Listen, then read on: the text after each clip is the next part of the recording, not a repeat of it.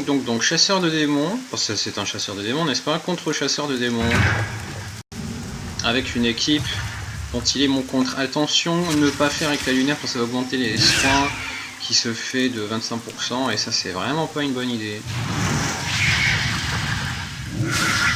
Là, on fait... Ah.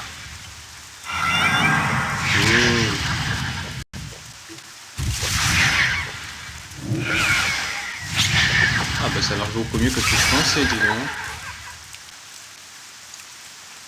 Je pensais vraiment qu'il allait me défoncer le premier et que je devais essayer de le finir avec le reste.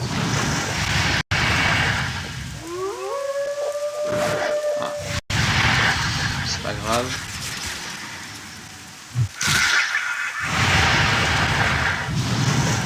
C'est déjà pas mal que le premier l'ait touché autant de fois. Et voilà.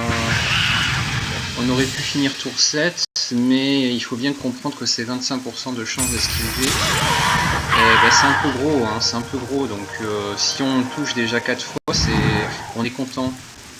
Voilà, voilà. C'était pour l'astuce. Donc l'échange de vie permet de bien trade.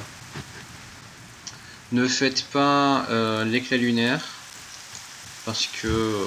Comment allez-vous? Merde. Faites un bon voyage. Excusez-moi, je viens de me rendre compte qu'il y a un problème de son. Bref, donc faites déflagration, puis échange de vie, c'est encore le mieux. Moi je l'ai fait avec une mascotte avec beaucoup de puissance, vous pouvez le faire avec une mascotte rapide, c'est très bien aussi. Mais l'essentiel c'est d'avoir une mascotte de type draconienne avec l'échange de vie. Puis c'est de finir avec en tout cas lui faire de grosses patates avec Rominus. Et de le ralentir avec l'expérience abandonnée qui fait quand même très très mal quand elle veut. Bon voilà, c'est l'astuce que j'ai trouvée. Vous pouvez essayer de le Shine Stun à l'infini, plutôt de le prison de glace avec un dungeon dragonné de bronze rapide, de le ralentir. Oh tiens, oui alors voyons voir.